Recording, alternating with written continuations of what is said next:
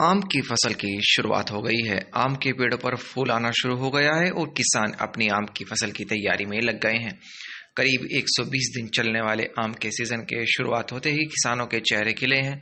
वहीं किसानों को आम के फूल खराब होने की बदलते मौसम के चलते चिंता सता रही है। ऐसे में कृषि वैज्ञानिक ने किसानों को आम के फूल के बचाव साझा किए हैं।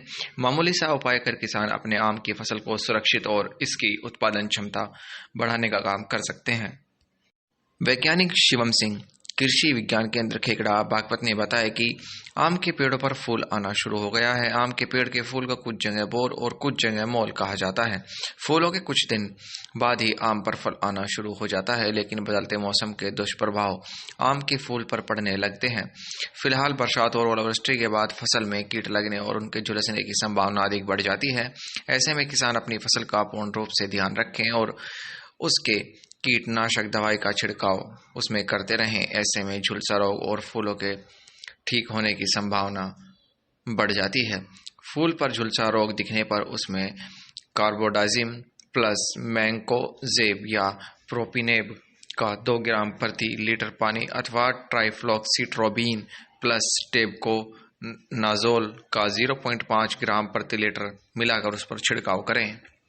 वहीं फसल में कट दिखने पर मोनोक्रोटोफस या लेमडा साइलोथ्रीन या किनाल फोस का 1 से 1.5 मिली प्रति लीटर पानी की दर से छिड़काव करें। पौधों पे आम के फूल आ गए हैं, ठीक है, जिसको बौर भी बोला जाता है, कई जगह पे मोर भी बोलते हैं। तभी क्या हो रहा है, मौसम परिवर्तन की वजह से क्या होता है कि जब आंधी और जो पत्थर ओलावृष्टि जिसको बोलते हैं वो पड़ते हैं तो उससे क्या होता है कि झड़ने लगते हैं। और जैसे ही बारिश ख़त्म होती है, बारिश की वजह से या मौसम परिवर्तन की वजह से कह सकते हैं कि उसमें 2 समस्याएं आती हैं। एक तो झुलसा रोग आता है, ठीक है, जिससे क्या होते हैं बौर जो होती है, जो फूल का हिस्सा होता है वो काले पड़ने लगते हैं। और दूसरा जो क्या होता है, कीट का भी संक्रमण होने लगता है। तो इसके लिए किसान भाई एक काम कर सकते हैं कि जैसे ही अगर बारिश का मौसम चल रहा है तो उस बीच कोई भी छिड़काव ना करें, लेकिन जैसे ही बारिश का मौसम ख़त्म होता है उसके बाद फंजीसाइड और इंसेक्टिसाइड मतलब कवकनाशी और कीटनाशक का छिड़काव कर सकते हैं।